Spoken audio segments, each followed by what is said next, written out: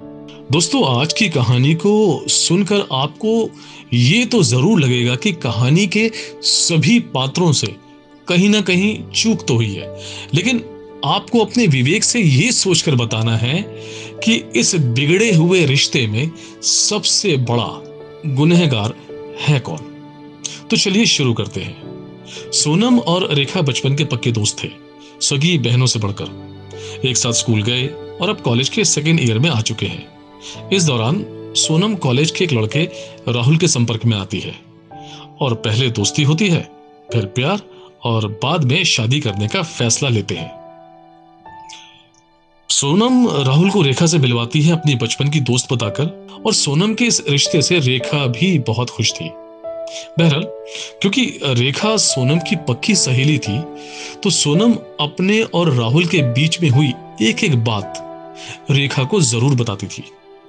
अब यहां तक तो सब ठीक था, लेकिन एक दिन जब सोनम राहुल के साथ डेट पर होती है, तो भावनाओं में आकर राहुल को बोलती है कि राहुल, रेखा से मैं तुम्हारे और अपने रिलेशन के बारे में कुछ नहीं छुपाती और तुम्हारी मेरी एक एक बात उसको बता देती हूं।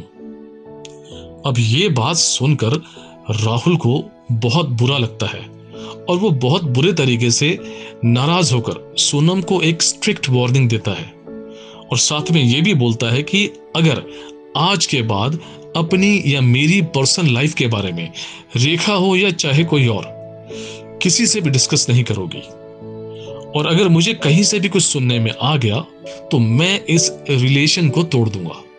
अब सोनम बहुत परेशान हो जाती है और काफी सोचने के बाद ये फैसला लेती है कि अब वो राहुल और अपने रिलेशन के बारे में रेखा से कुछ भी डिस्कस नहीं करेगी।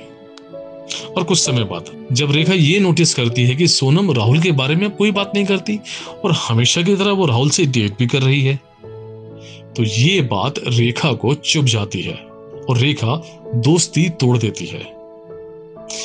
दोस्ती टूटने से सोनम को गहरा सदमा लगता है और वो डिप्रेशन में चली जाती है।